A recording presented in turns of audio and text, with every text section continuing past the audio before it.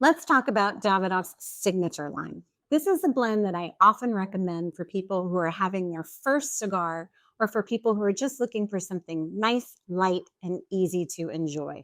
You know, because it's Davidoff, every time you cut and light one of these cigars, it's going to have a perfect draw and a perfect burn. You could start with the little Exquisitos. That's actually the world's smallest handmade premium cigar.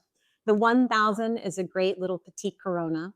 The Davidoff 2000 is actually the most popular cigar in Davidoff's portfolio.